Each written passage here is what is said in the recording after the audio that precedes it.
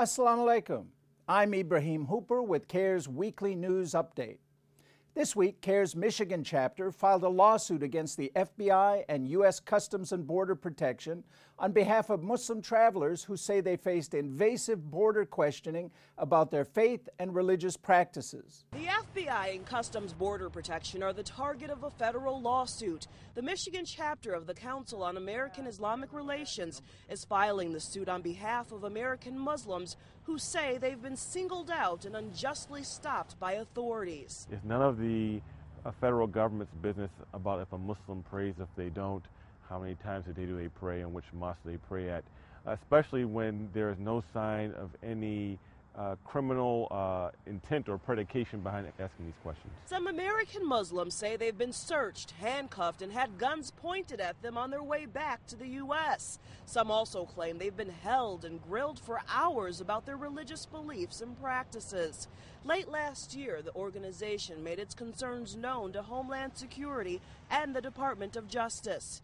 CAIR says still, the complaints continue to come in. At the end of the day, we want to see this type of questioning based upon religion to cease and desist from federal law enforcement.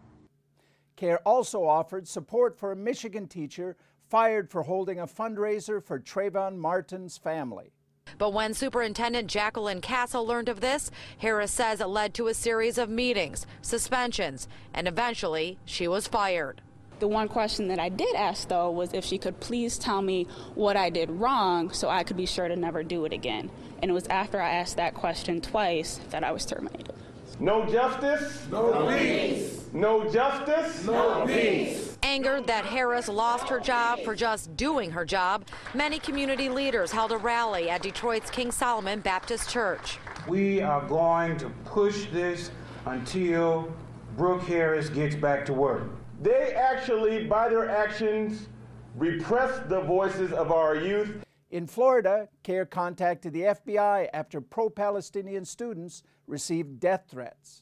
Nora Fozzi is the president of the group called Student Justice for Palestine at Florida Atlantic University. She says when she received those disturbing emails on Monday, she contacted the university police and forwarded a copy of the emails here to the Council on American-Islamic Relations.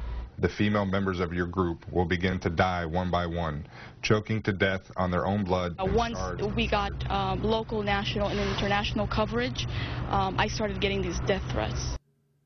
Also in Florida, CAIR received community support for challenging anti-Islam hate targeting local schools. Protesters asked the board to draw up a new policy that would prevent organizations such as CAIR from visiting schools. But CAIR supporters called the accusations unfair and untrue. They say allowing discussions about different religions and beliefs is what democracy is all about. A vote to change the current policy would amount to censorship within the Hillsborough County School District and reinforce the culture of bigotry and closed-mindedness that we have unfortunately witnessed these months in school board meetings. In California, CAIR backed a bill that would protect religious rights in the workplace. Religious freedom in the workplace is supposed to be protected by law, but discrimination still happens, leaving little recourse for employees. Sikhs and Muslims can be victims of company dress codes that prohibit religious headwear or beards. An interpretation of the Civil Rights Act lets companies prevent them from dealing with customers. You can't do that. You can't wear this headscarf. They put her in the back room, and then they let her go. And finally, CAIR joined with 63 other groups and individuals in opposing the appointment of Zuhdi Jasser to the U.S. Commission on International Religious Freedom. Jasser has been criticized for supporting anti-Islam legislation, applauding surveillance of American Muslims, opposing construction of a New York mosque, and associating with anti-Muslim bigots. To receive CAIR updates and action alerts, sign up at CAIR.com. To contact CAIR, email info@CAIR.com. Assalamu alaikum. Peace to you. Learn more at CAIR.com.